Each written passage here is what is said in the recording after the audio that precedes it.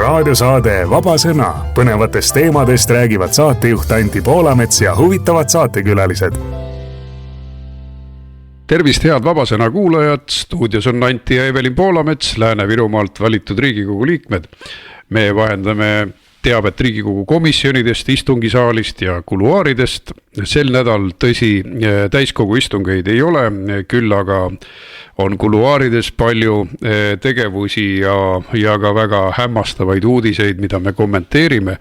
Ja täna alustamegi juriidikaga, ehk me räägime, kuidas Kersti Krachti vastased süüdistused Porto Franco kohtuasjas kokku varisesid, miks Donald Trump tolle kehtestab ning kuidas eurobürokraadid nõuavad rohepöörde altarile järjekordsete miljardite ohverdamist. Aga Evelin, tõesti oli EKRE jaoks oluline hetk, sest kui meie valitsus pikali joosti jaanuaris 2021, meie osalusega valitsus, siis ju esimene asi, mida nad tegid, oli see, et nad tegid seda üks päev enne abielu referendumit. Siis prokuratuur ja kaitsepolitsei olid siis koos seda protseduuri teinud Porto Franco kohtuasjas, mis oli siis seotud Keskerakonnaga, aga selle juures oli veel üks kohtualune, Kersti Kracht, Martin Helme kui rahandusministri nõunik, ja temale heideti ette siis rahapesu, altkäemaksu andmist, mõjuvõimuga kauplemist, ehk siis Porto Francoga seoses lendas kõik prokuratuuri luppi. Kokku oli aetud 250 lehekülge toimikut, kohtutoimikut, nagu seda kohtuotsust õieti. Siis samal ajal oli 1700 lehekülge kõikvõimalikku toimikumaterjali, tohutu hulk pealtkuulamismaterjali, et ikkagi tohutu rünnak toimus EKRE vastu, mis osutus, et oli savimajakene. Jah, et tegelikult eesmärk ju oli valitsust kukutada, sest sellel hetkel jäigi korraks mulje, et ongi midagi tõsist, et Keskerakonna poliitikud ongi millegiga hakkama saanud, aga nähes neid järgnevaid käike, et tegelikult läks Keskerakond uuesti valitsusse tagasi, nagu poleks midagi juhtunud ja et ma ei tea, mida nad siis õngitsesid, järelikult nad töötasid kogu aeg nii nagu EKRE sai valitsusse, nad hakkasid vastu töötama. Sa tõid ka mõned numbrid, et 1700 lehekülge oli neid kogutud ülestunnistusi, sõnumeid, kusjuures 1200 tundi oli pealt kuulatud materjali ja ma arvutasin selle siis tööpäevadeks ümber, et ega siis öösel inimene ju magab nähtavasti, kui kuulati siis 8 tundi tööpäeva keskel, et kui see 1200 jagada tööpäevadega ära, siis tuleb 7,5 kuud, ehk siis vaadata seda materjali hulka, et kuidas töötati selle nimel, et kuskilt midagi välja kangutada. Ja see nüüd hinnanguna, et tegu oli õngitsemisega, ehk mõelge, kui vahva sai EKRE valitsuse liikmeid, eriti rahandusminister Martin Helmet, kes oli tegelik rünnaku objekt, et teda valitsusest välja lüüa, hommikust õhtuni pealt kuulata iga tema sõna, tema kabinetis olid pealtkuulamisseadmed, et tegelikult taheti lahti saada EKRE valitsusest. Mitte ainult, kujuta nüüd ette, kui oleks leitud mingi selline võimaluski, nad oleks hävitanud kogu EKRE, kui oleks Martinile saanud midagi külge pookida.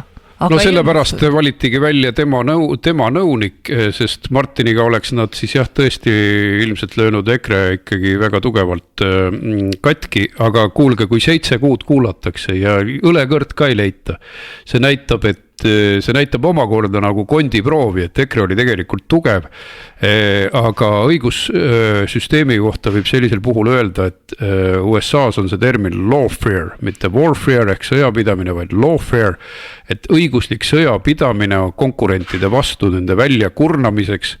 Trumpi rivist välja löömiseks oli ligi 100 kohtuasja, aga Trump võitis neid ikkagi. tegi seljavõidu kogu sellele Camariljale, kes talle välja mõeldud süüdistusi ladusid. Siis nüüd löödi rivist välja Le Pen, võib-olla ta siiski jääb jalgele selle tõttu, et võib-olla nende edasikaebuste ja millegiga siis seoses, et ta veel 2020, tähendab, et võib-olla tal õnnestub veel kandideerida, käivad mingid vihjed, aga fakt on see, et eesmärk oli kõige populaarsem konkurent, kes võitles esikohale, rivist välja lüüa.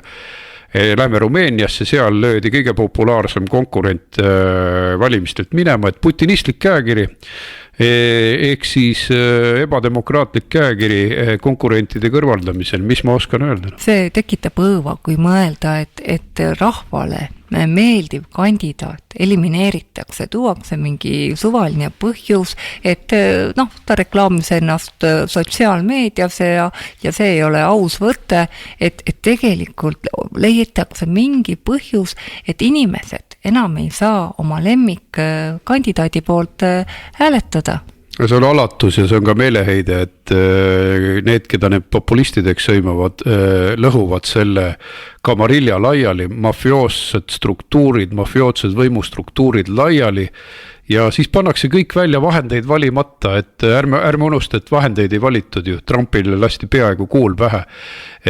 Siis maailma juhtiva tööstusriigi juhile tahetakse kuul pähe, sest enam teisi vahendeid ei ole. Mitu korda tehti atendaat, et enam vahendeid ei ole, et nende meeleheide on nii suur ja minu meelest imelikult vähe räägitakse näiteks Trumpi atendaadist, et noh, juhtus jah, üks pauk käis ja mis seal ikka. Aga see ongi jõudnud juba nagu sellisele tasemele, et nad justkui ei saa aru, et mida nad teevad, et tundub, et see põlvkond, kes on arvuti taga üles kasvanud, mängib ka reaalsete inimestega nagu arvutimäng edasi.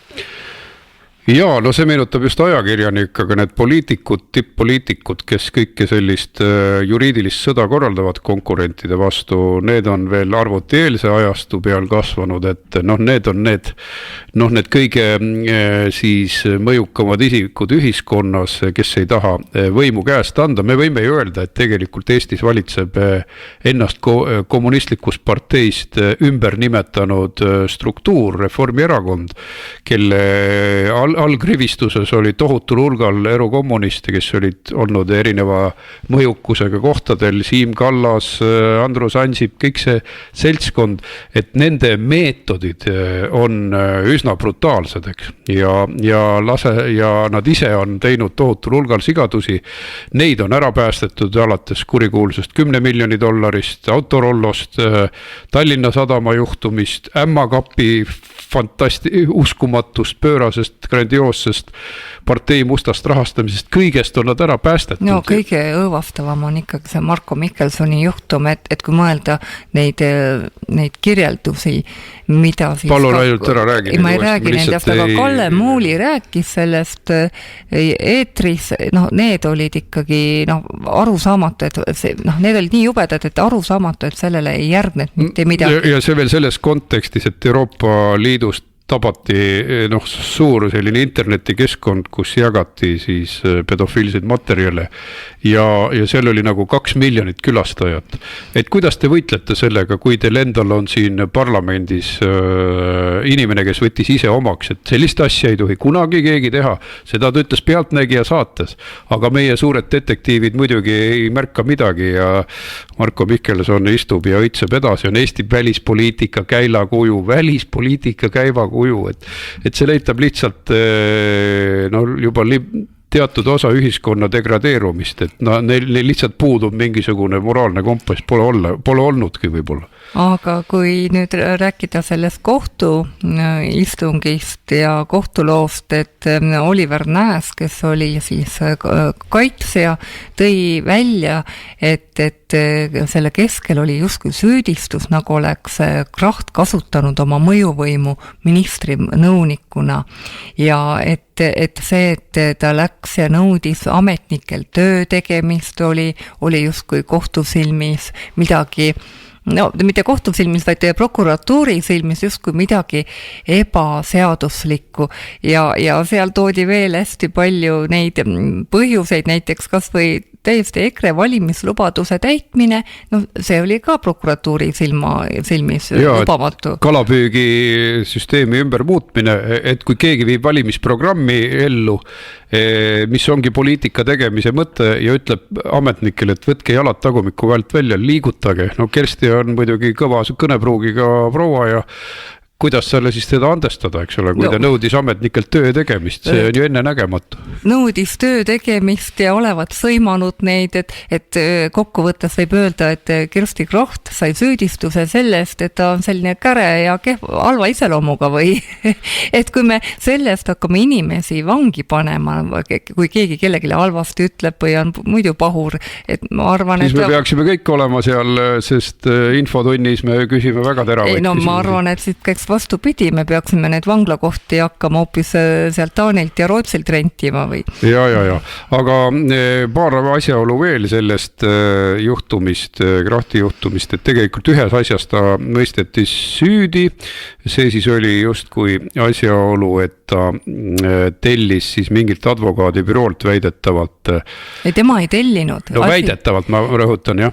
Ei, see oligi justkui toimingupiirangu rikkumine, et ta oli olnud klient selle advokaadi büroos, mis võitis selle riigihanke, kuigi Kersti Kraht Rahandusministeeriumilt, kus Martin oli siis minister. Kuigi Kersti Kraht ei puutunud üldse selle riigihankega kokku. Otsustamisega vähemalt ei puutunud kohtu, et ta vastas võib-olla 1-2 kirjale, nagu ma arvasin. Et siis võib öelda, et Eesti on ju nii väike, et me ju kogu aeg peame olema selja taga, et äkki me ostame sealt poest saia, kus käib ka ütleme mingi tööandja sul.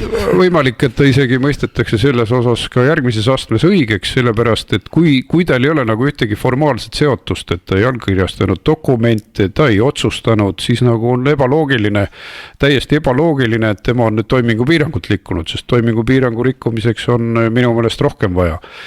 Ja Martin Helme märkis ka huvitavat asja, et see toimingupiirangu rikkumine, pean pigem silmas seda mõjuvõimuga kauplemine, et see on tehtud nii ümmarguseks paragrahviks, et sellega saaks nagu süvariiklased igal ajal mõnele poliitikule selga lennata, et kohtuvad huvigruppidega, mõtled, et ettevõtjad on laua ääres, hädaldavad ja nurisevad poliitikute üle, poliitik ütleb, ma proovin siin midagi ära teha, eks ole, et ikkagi kõik parem oleks. Et selliste ümmarguste asjadega võidakse lihtsalt konks selga lüüa neile, kes hakkavad midagi üldse ära tegema. Ja selle tõttu nad ei julge otsustada varsti enam üldse, ütles Martin. Aga võtame kas või Kajar Lemberi loo, et see ka väike Tartu ja mis, et see juukselõikus. 9 või 8 eurot, kumb see siis nüüd oli? Ja see on siis selline, mille pärast alustada menetlust, mis läheb riigile maksma sadu tuhandeid, ega see Kersti Krahti saaga läks ka ju riigile maksma 440 000. Ligi 500 000. Selleks, et EKRE-t saaks pealt kuulata. Siis tundub, et odavalt saadud. 500 000 ja vähemalt EKRE, kuna ta aitas tal kinni maksta neid kohtukulusid, saab raha tagasi, mis on suur asi, sest sellega lüpsti meie erakonna kassad ka ikka väga tugevalt ja siis võib ainult veel seda lisada, et Toomas Tamm pääses süüdistusest, Illar Teder pääses süüdistusest ja siis ka ärimees Põllu ei olnud ja jälitustoimingutega koguti teavet lihtsalt mastaapselt. 1700 lehekülge oli jälitustegevuse materjali, kõned, SMS-id, kohtumiste salvetused üle Eesti, varjatud jälgimised, 1000 e-kirjad, ühesõnaga kohtus kuulati üle 40 istungipäeva seda materjale. Minu meelest tuleks kapo eelarve üle vaadata, neil ei ole mitte midagi teha, siis kui inimene istub ja ta hakkab mõtlema omale välja ülesandeid. ei no kapo peaks tegelema tippkorruptsiooniga, aga mul ei ole selle vastu midagi, et tegeletakse tippkorruptsiooniga, aga ma tein sulle nii pika nimekirja, kuidas tippkorruptandid istuvad valitsuses, kes oleks pidanud olema süüdi mõistetud, kellel suhtes ei oleks mingit usaldust, ei tohiks enam aastakümneid olla. Neil on lastud läbi võrgusilma alati tulla ja need on seotud kõik Reformierakonnaga miskipärast. Ja teisi rapitakse, tehakse 1700 lehekülge materjali, mitte midagi ei leita. Mitte midagi ei leita, see Porto Franco kaasusega 4 kohtuasja kukuvad lihtsalt pikali. Eesmärk oli poliitiliselt EKRE rajalt maha võtta, aga me suutsime 2 aastat võimul olla. Nendele kohutavatele haisupommi rünnakutele vastu pidada ja kogu see aeg kuulati kõike pealt, mis keegi tuli, keegi käis, kabinetis liikus, nii et süvariigi jutt ei ole, et see on mingi liialdus, vaid see on karm reaalsus, 1700 lehekülge pealt kuulatud Martini kabinetis iga jutu ajamine. No ei oskagi muud selle kohta öelda, et ju on kitsed Kärneriks. No, aga nii palju võin veel lisada, et see Isamaa teema, mis nüüd samamoodi lendas siis praegu saate salvestamise ajal siin tugevalt ajakirjandusse, siis kuidas Pruunsild olevat ebaseaduslikult Isamaad rahastanud, siis Isamaa näitab näpuga Lavly Perlingu poole, kes on parempoolsete juht ja kelle abikaasa töötab kapos ja ma olen ka isamaalastelt varem kuulnud, nemad ei usalda õigussüsteemi, ja siis Lavly Perling ütles, et ei kuidas te ei saa usaldada, see on ikka päris aus värk siin ümberringi, et häbi teil olgu. Aga temaga oli ju eraldi lugu, et ma ju ise käisin ka teda kuulamas õiguskomisjonis, et kui oli küsimus, kas ta saab veel ühe ametiaja. EKRE ei usaldanud teda ja pani käe ette, ta ei saanud teist ametiaega. Ja meie seostame küll mõningat kättemaksu siin Lavly Perlingu poolt. Et mina võin öelda, et jah, prokuratuur on rängalt lati alt läbi jooksnud, mul on neid juhtumeid nii palju, et kuidas ta on mõned asjad uurimata jätnud, kohutavad valekaebused uurimata jätnud, näiteks valekaebuse uurimine peaks olema prokuratuuri prioriteet, kusjuures seda on isegi Lavly Perling öelnud, aga nad ei menetlenud valekaebusi ja et seda ma olen kõike oma silmaga ja isegi oma nahal näinud, oma nahal tundnud.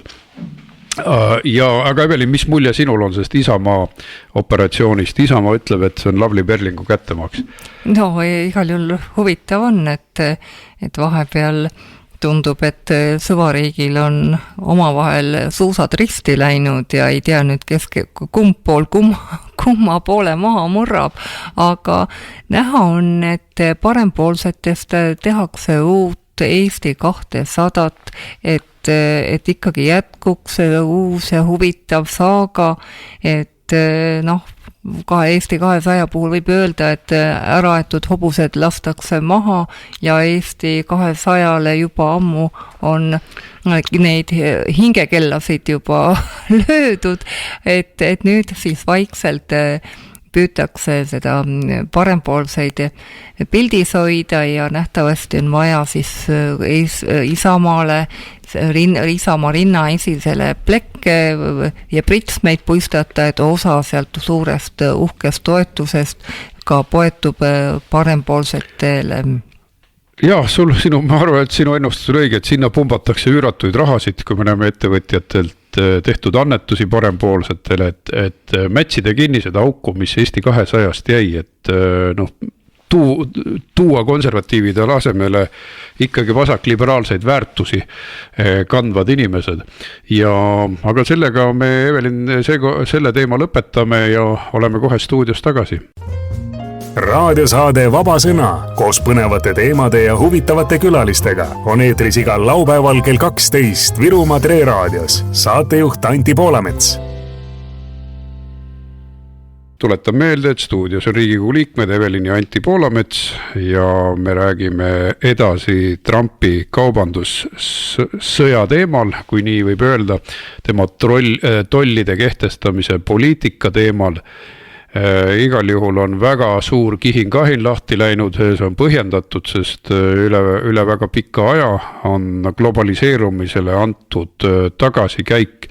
No tegelikult andis Trump tagasikäigu juba oma esimesel ametiajal, aga ta ei suutnud sugugi nii palju ära teha, sest tema käes ei olnud tookord kongressis ja senatis nii häid hoobasid, et praegu lähevad asjad kiiresti ja selle tõttu ta teeb ikka tohutu tempoga neid otsuseid. Ja siis hädakisa on Hiinas, hädakisa on tunda Vietnamis, hädakisa on tunda Euroopa Liidus ja muidugi Eestis, kuigi meil ei oleks selleks nagu mingit põhjust, meil on üsna tagasihoidlik see kaubandus USA-ga, aga liberaalid ikkagi teevad igaks juhuks selliseid häälitsusi, et kui kuri on Trump ja Evelin, mida siis Trump sinu arvates tegelikult teeb? Eks Trump kaitseb oma enda inimesi ja oma majandust, aga kummaline on tõesti, et siiamaani on USA-s najal jõugu lastud, kõik on oma tollid ju kehtestanud, aga nüüd, kui korraga hakkab USA oma majandust kaitsma, siis heidetakse ette, küll on kuri inimene. Aga ma toongi mõned näited, et tõesti majandus ja võlad on ju USA-l seljas ja kaubanduse puudujääk on tohutu. Ligi $1 triljon ja see on ka eelmisel aastal 2023. aastal, et need majandusnäitajad 2024. aasta omasid veel ei ole, aga 2023. aastal oli tõesti kaubanduspuudujääk USA üle $1 triljoni ja see on ajaloo suurimaid olnud ja eelkõige on just puudujääk, teenustes on küll ülejääk, aga teenuste alla lähevad ka need Facebookid ja suured meediafirmad, mis tõstavad nende aga just numbreid. kaubad, ütleme nii, et nende omad inimesed, lihttöö tegijad on töötud, on abirahade peal, samal ajal USA ekspordib neid asju siis. Nii on ja öeldaksegi, et Ameerika roostevöönd ehk kunagine tööstuslik võimsus on tohutult alla käinud, inimestel ei ole töökohti, sealt selle eest tuleb Trumpile palju hääli, sest endised tööstustöölised ja nende pered tunnevad ennast mahajäetuna. Ja nii ongi, sest globalism tähendas seda, et tegelikult suunati USA tehnoloogia Hiinasse, Euroopa tehnoloogia Hiinasse, need halastamatult kuritarvitasid seda, kasutasid dumpingut, hinna allalöömist, kuna neil on nii odav tööjõud, neil ei kehti mingi rohepööre ja siis hiinlased on kõik meie poed üle ujutanud, see tähendab, et Euroopa deindustrialiseerub, Puna-Hiina kommunistliku partei juhtimisel relvastub, tugevneb, sama USA kohta. Ega meie ka ju ei loe seda, et kui palju Hiinast tuuakse kaupa, et ükskõik millise toote kätte võtad, vaatad peale, et toodetud Hiinas. Bangladeshis. Ja USA importiski Hiinast poole triljoni jagu ja eksportis kõigest Hiinasse seal 143 miljardit ja igalt poolt, kas või täpselt sama Mehhikoga, Saksamaaga, Jaapaniga, igale poole ta oli puudujäägis oma kaupadega. Täpselt ja see oli üks meetod, et neil on odav tööjõud, töötingimused on paljudes riikides olematud ja ühesõnaga teatud määral on see orjatööjõu kasutamine, mida siis Ameerika ja muud suurkorporatsioonid tegid, viisid tööd odavatesse riikidesse ja oma inimesed lendasid tänavale. Ja siin mängitaki rohepööret, oi, meil on kõik kena, nii nagu Venemaal, et Siberis võis naftavälju rüüstada, gaasivälju rüüstada, loodust rüüstada ja torude kaudu see gaas Saksamaale viia, siis oli rohepööre Saksamaa moodi. Et kõik see puhtus ja tore asi, aga siis võtame tõesti näite, Hiinas on siis USA, Hiinaga on puudujääk 300 miljardit, Euroopa Liiduga 235 miljardit USA-l miinuses, kaubandus siis bilanss Mehhikoga 171 miljardit ja hämmastav Vietnamiga, mis ei ole sugugi nii suur riik, miinus 123 miljardit, jälle orjatööjõu ärakasutamine, Vietnam kommunistide juhitud riik, üliodavalt toodetakse ja ujutatakse USA turud üle, et neile pandi ikka väga tõsised tollid praegu peale. Ega siis USA ei panenud ju piire kinni, et lihtsalt kompenseerib oma tariifidega, et nii-öelda, et oleks hundid söönud ja lambad terved, et kahepoolselt. No siin tuli näide, et asi on selles, et see on jällegi täpselt samasugune hüsteeria, nagu oli koroonahüsteeria, röögiti sul kõrva midagi ja sa pidid kõike uskuma. Samamoodi igasugused muud paanikad, mida nad õhutavad, et see on täiesti normaalne oma turu kaitsmine, et samamoodi USA autodele on ju märkimisväärsed tollid Euroopas, et nüüd kui keegi oma huve rohkem kaitseb, siis on jama lahti. Nii peaks tegema ka Euroopa, näiteks USA sotsiaalmeedia gigantidele vajalikud tollid kehtestada, muidugi mitte tsensuuri, see on ebaseaduslik, aga samas oma ajakirjandust võiks ju kaitsta, et miks peaks mingid Zuckerberg kõik rahad Eestist välja võtma, et see on normaalne selline majandustegevuslik piirang. Jah, et kui nüüd USA oma eksperimendi edukalt lõpuni viib, võib-olla teised võtavad eeskuju. Võtavadki, sest pääsu ei ole ja nende nõndanimetatud tarneahelad pidid kokku kukkuma. Tarneahel oligi see, et orjatööjõud Hiinast ja Bangladeshist, kas te teate mõnda riide tööstust veel, eks, kus ei toodeta seal. Ja siis ma toon lõpuks veel mõned näited siin, et Kanadaga oli veel 64 miljardit miinuses, nii et Trumpi argumendid Kanada suunal pädevad. Jaapaniga 68 miljardit miinuses, Lõuna-Koreaga 66 miljardit USA miinuses, Taiwaniga 73 miljardit, on ikka näiteid küll. Aga ma tahtsin ühest riigist rääkida, kes kunagi ennast ei kaitse.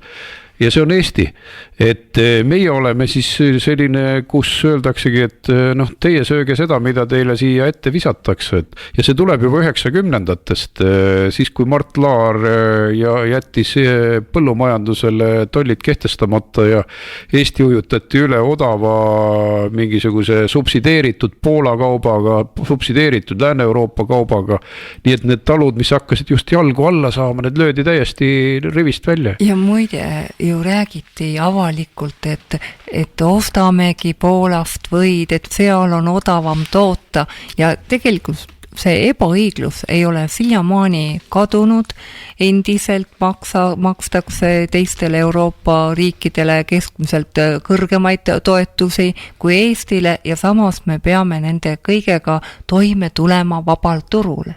Kuigi kõik muud asjad, kõik need väetised, masinad, kütus on meil sama kallis. Et tegelikult toimub kogu terve Balti põllumeestele niimoodi, et meil on samad reeglid, aga toetused on oluliselt väiksemad, et katsu siis võistelda turul. Järelikult peavad meie põllumehed rohkem kündma, rohkem külvama, see on ka ebaõiglane. Ja nagu 90-ndatel ja edasi väliskapital lustis, võttis odavalt Eesti suuremad ettevõtted üle, võttis kasumit, toppis oma taskusse ja see oligi see õiglane Euroopasse minek. Me oleme kaotanud miljardeid ja ma tahan öelda ka seda, et Eesti riik ei ole nii-öelda siis plussis Euroopa Liidult annetuste saamisega või nende abirahade puistamisega, sest tegelikult 90-ndatest alates meie kaubandusdefitsiit oli ka kohutav lääne suunas, et Lääne-Euroopa ja kõik Põhja-Euroopat, Soomed, kõik nad elasid, lustisid selle vaese Eesti pealt, et nad müüsid oma kaupa meile ja veel miks me ei ole plussis, sellepärast, et me anname oma inimesi ära. Ligi 70 kuni 100 000 inimest töötab siin juba Skandinaavias, nad ju kõik teenivad ikkagi raha nendes ühiskondades, täidavad seal neid auke, et me oleme väga palju ohverdanud ja ära andnud nendele rikastele lääne riikidele ja meid on väga palju kuritarvitatud. Jah, ja kõige alatum ongi olnud ju need juhtumid, kus on ettevõte üle võetud, on lõpuks ettevõte kinni pandud, inimesed on koondatud, jäänud ilma tööta ja siis on viidud see tootmine kuhugi mujale. No võtame kas see tikuvabriku juhtum, et nii tehti. See oli kuulus ja kohe me jõuamegi Evelin teema juurde, mis pärast jällegi väikest pausi, mis siis käsitleb seda, et kuidas meil järjekordselt nahk üle kõrvade tõmmatakse. Raadiosaade Vaba Sõna koos põnevate teemade ja huvitavate külalistega on eetris igal laupäeval kell 12 Virumaa Tre raadios. Saatejuht Anti Poolamets. Ja oleme jälle stuudios tagasi pärast reklaamipausi ja Evelin, vaata, lõpetasime just eelmise teema sellega, et meid on kõvasti lüpstud, aga meid lüpstakse ikkagi eriti jõhkralt veel. See etapp on üks tähtsamaid meie koloniseerimise juhtumeid, sellepärast, et kui energiahinnad on tohutud ja meie teeme pimesi seda, mida Brüssel nõuab, siis me ruineerime oma majandust, me ruineerime oma kodumajapidamise, oma üksikisikuid energiahindadega. Ehk jälle tehakse seda, et peremees ütleb, et tehke midagi hästi kahjulikku endale ja meil on inimesed, kes tulevad ja teevad meile võimalikult kahjulikku otsuseid ja antud juhul on nad paraku valitsuses. Ja ma võiks öelda, et Eestis on üks partei, kes tegelikult see rohepöördele väga sirgjooneliselt ei ütleb, et Isamaa võtab ainult poose ja teise jalaga on tuulikuärikatega ühes paadis ikkagi, väga paljudes kohtades on ta tuuleärikate reklaampartei, et vaatame, kuidas Lääne-Virumaal on siin läinud ja Pomerants kiidab Lääne-Virumaal, et ei, mulle meeldivad tuulikud, mis siis, et on 2,5 kilomeetri kauguselt Palmse mõisast ja minu meelest siis olla Virumaa muuseumide nõukogu liige ja öelda seda, et pärandmaastik lihtsalt laastatakse ära mingite monstrumitega, on lihtsalt ebaeetiline. Ei no, sa oskad ka öelda, et kui tahad riiki okupeerida ilma relvadeta, ei ole vaja mitte vallutajaid, vaid koduseid käsilasi, marionettvalitsust, kes täidab käske ilma kahtluseta, ilma südametunnistuseta ja ilma selgroota. Et nad tegelikult ju kaotavad ka selle piiri tegelikkuse ja vale vahet. Et kui me nüüd vaatasime seda viimast teledebatti, kus parlamendierakondade juhid debateerisid, siis üks vale ajas teist taga. Öeldi, et näete, et me tuleme ju inimestele vastu, et näete, et me langetame nüüd jälle makse, et me ei kehtestagi seda maksu ja see ka, et meil on kõik julgeolekuga hästi, et lõpuks ei kuulat neid, sa ei saagi aru, mis see tegelikkus on. Aga sa kajastasid seda tegelikkust väga hästi, sest oli tore nädal, et sinul avaldati siis esmaspäeval ERR-is artikkel ja siis enne seda ka Postimehes nädalavahetusel. Et sa võiksid kuulajaid pisut valgustada, mis need teemad olid ja mina soovitan neid muidugi soojalt lugeda. Jah, et õnnestus tõesti lõpuks paar artiklit avaldada, toon näite, et esialgu telliti Maalehelt üks energiateemaline artikkel ja kui ma selle valmis sain, siis öeldi, et oi, et aga meil need on juba liiga palju ja ei tahetud avaldada, aga miks ei tahetud avaldada, oli see, et minu artikkel, minu arvamus oli risti vastupidine praeguse peavoolu arvamusega. Kirjutasin artiklis, et tuleb lõpetada ka maismaa tuuleparkide doteerimine et roheenergia ei ole enam roheline, või see ongi vale, kui räägitakse, et roheenergia, et nagu tuuleenergia oleks roheenergia. et need tuulikud ju toovad kaasa väga suure keskkonnamõju. Esiteks laastatakse kõik need maastikud, me oleme nii palju sellest ka rääkinud siin saates, aga mis on veel väga-väga kriitiline, on ka see, et meie kinnisvarahinnad langevad, meie elukeskkonna kvaliteet langeb, maavarasid raisatakse ja tagatipuks need tuulikud ei ole sugugi efektiivsed. No sul oli väga põhjalik see lugu koos 10 viidetega, aga räägi, kuidas need viited veel sinna tekkisid, et see oli veel kohti, kus tagasi lükati sinu artikkel? Jaa, et ka Delfisse pakkusin pärast seda, kui Maaleht ei soostunud avaldama ja sooviti veel viiteid juurde, panin ka kõik uuringud ja viited juurde, ega meil ju Eestist ei ole neid viiteid võtta, sa pead ju võtma mujalt maailmast, kus on tehtud põhjalikke kinnisvara uuringuid, et Soome näitel,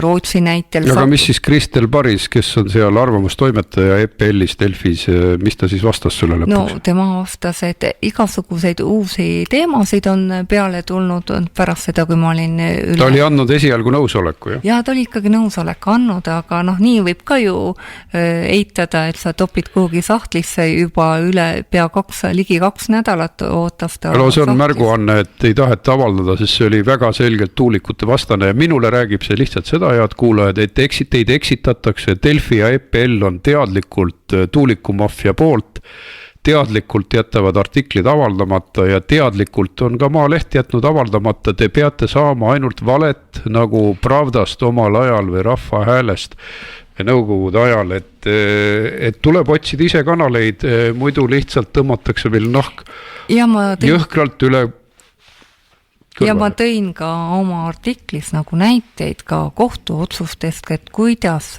isegi mobiilimasti lähedus võib kinnisvara hinnale halvasti mõjuda ja veel ka need kohtuotsused, kus ongi tunnistatud, et müra on tervisele kahjulik, et siiamaani, kui kuulates endist kliimaministrit, et kuidas tuulikud mitte mingit mõju kaasa ei too, mitte mingit, ei tooda müra kaasa, ei tooda looduse hävitamist, et tegelikult see ongi vale ja see on jälle osa sellest poliitikast, et inimestel kaob see tunnetus ära, mis on õige, sa näed, et see tuulik ju laastab loodust, aga sulle valetatakse silma sisse ja öeldakse, et see, mida sa näed, ei vasta tõele.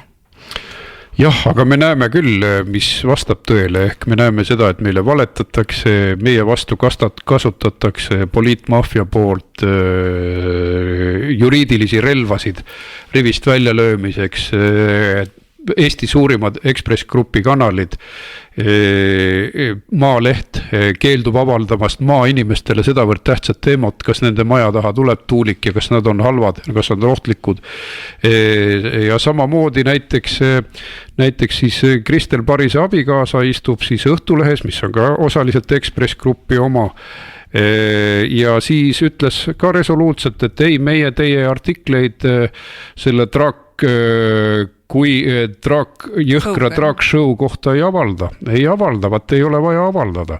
Ehk siis vasakäärmuslased istuvad ja kontrollivad Ekspress Grupi Õhtulehe kanalit, kontrollivad Delfit, kõik, mis on normaalsuse kaitseks ja siis lükatakse tagasi erinevate ettekäänetega ja siis te saate desinformatsiooni tohutus koguses, et minu soovitus, lugege Uusi Uudiseid, kuulake meie saadet ja muide sellepärast on saate nimi Vaba Sõna, sest tsensuur lokkab ja me oleme lihtsalt vasakuäärmusliku propaganda täiemahulise rünnaku all, eriti Ekspress Grupi kaudu. Jah, et kõige hullem ongi see, et inimestel kaobki see arusaamine ära.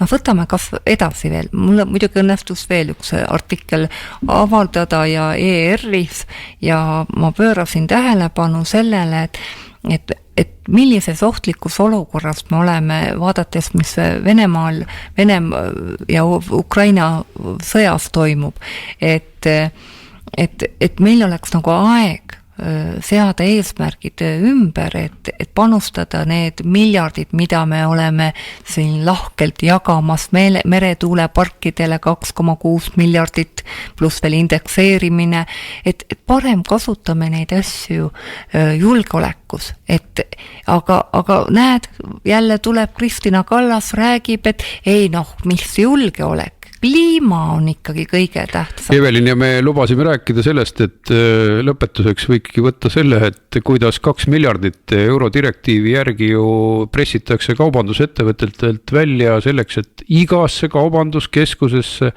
ehitada siis elektriautode laadimispunktid välja ja nende ettevõtjate kulul, nagu neil oleks maru hea aeg praegu. Ei ole ju, sest kaubanduskäibed kukuvad, inimeste rahakott on kõhnem. No ei, 2 miljardit, lööge lauda. Ja siis Kristen Michal ütleb, et löögu lauda, et tuleb teha. Aga see on lisakulu, millest keegi ei rääkinud. Aga see on järjekordne näide, kuidas vahitakse Brüsseli poole silmad pärani, täiesti kriitika vabalt võetakse kõik asjad vastu, mis sealt tulevad, et mõtlemata, mis see kaasa toob. Ma näen, et tegu ongi seal valitsuses ja ametnike hulgas selliste inimestega, keda ettevõtluse ei huvita, sest nemad pole kunagi raha ettevõtlusest saanud. Nemad on raha alati seina sees riigilt saanud ja nad isegi ei vaevu mõtlema, kuidas riik selle raha on saanud. Et selliste ametnikega meie riiki justkui juhitaksegi ja ütleme, et ka meie valitsuses on väga vähe neid inimesi, kes on ettevõtlusega kokku puutud. Nüüd õnneks tuli üks härrasmees, kes natukenegi jagab ettevõtlust, et loodame, et läheb midagi paremaks, aga mina küll ei usu, et kes see kurikuulus härrasmees on, kes jagab? See oli nüüd, ma pean vaatama selle nime, ta oli Leis või... Kuldar Leisi pead silmas.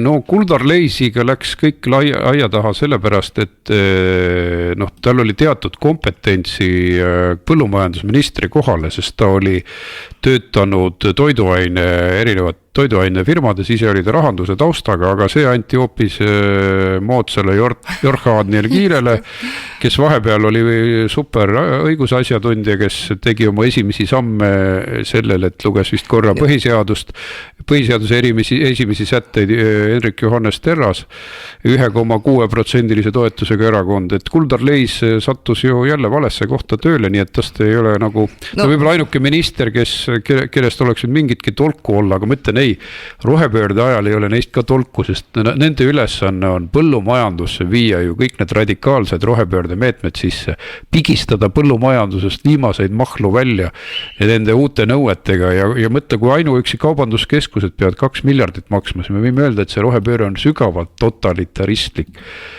Kulud ühiskonnale on hullumeelsed. Jah, et taristuminister Kuldar Leis, et ei tea, mida ta sealt küll tegema hakkab, sest ainuke taristu, mis meil on Rail Baltic, ülejäänud taristud on pausile pandud, ei räägita meil ei teede uutest projektidest, vaid kogu raha läheb sinna ühte auku. Raha läheb igale poole ja asi ongi selles, et tema ei otsusta midagi üksi, et kui inimesel on juhtumisi kogemata normaalne CV, siis see ei päästa, sest valitsus teeb oma need otsused üldiselt ja nagu sina väga oluliselt märkisid, et ei ole võimalik praegu 2 suurt asja teha, need kaitsesse oluliselt rohkem raha panna, sisuliselt ikka paret revolutsiooni oleks vaja kaitsevaldkonnas, nii palju neid valgeid laike on, õhutõrje vaja muretseda, keskmaa õhutõrje ja muud vajadused täita, et siis samal ajal öelda, et nüüd läheb 2 miljardit siia parklatesse, nüüd läheb sinna, nüüd läheb tänna, ei ole võimalik teha, Eesti ei ole mingisugune selline riik, mis suudaks, isegi USA ei suudaks seda, aga meil arvatakse, et suudetakse, nii et me kõik jääme selle tõttu vaesemaks ja ma arvan, et riigikaitse logiseb ka, et need lubadused ei täitu, mida suure suuga antakse.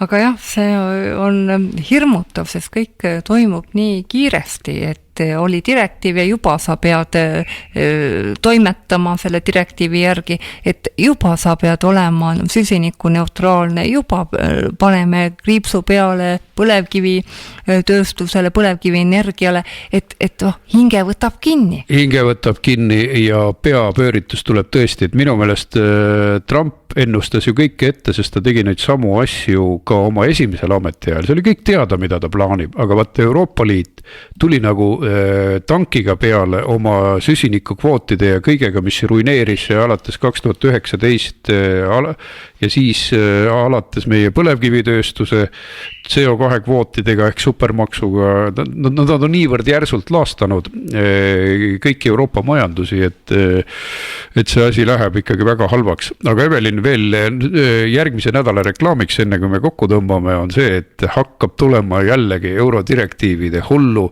rahet. Mis eelnõuga me teisipäeval tegeleme? Jaa, teeme reklaami, et head inimesed, olge siis kanalil, te hakkate nägema, kuidas Jürgen Ligi hakkab siis kaitsma eelnõud. See eelnõu puudutab siis sookvoote nii börsiettevõtetes, nõukogudes, juhatustes, et see ei puuduta mitte seda, et naised hakkaksid kuidagi kvoodi alusel saama kõrgetel ametipostidel töötada puhtalt sellepärast, et nad on naised, vaid see puudutab soolist vähemussoolisi, et tuleb uus seadus, mis siis nõuab börsiettevõtetelt kvoote, et 30–40% peab juhtkonnas olema vähemussoo esindajaid. Ahah, ja ärme unusta, et praeguse haridus- ja teadusministri jutu järgi on sugusid minimaalselt 20, aga siis kuna selles suhtes on tema sõnadel teaduslik konsensus, siis neid on mõnede teadlaste arvates 150 ja 180. Aga kus see konsensus siis on, kui iga päev võib uue soo leiutada? Et head kuulajad, siis tuletab meelde, et meil on ka näoraamatus ehk Facebookis olemas Vaba Sõna saate grupp, leht, et kirjutage sinna, millised teemad teid huvitavad ja palun siis tänase saate küsimus, et kirjutage, mitu sugu siis on leiutatud selle teadusministri järgi ja mida te arvate sellest asjast. Ja tuletan meelde, et koolides õpetatakse ametlikult 8. klassi inimese õpetuse töövihikus, et on olemas 20 sotsiaalset sugu, näiteks vulasoolised, intersoolised, et palun kommenteerige meil siis vestlussaate Vaba Sõna grupis, me tahaks teada, mida Eesti inimesed sellest hullumeelsusest arvavad. Ja kui teil mahti on, siis täna, kui te seda saadet raadiost kuulate, on ka EKRE kongress. Valime uue sama esimehe, valime uue juhatuse.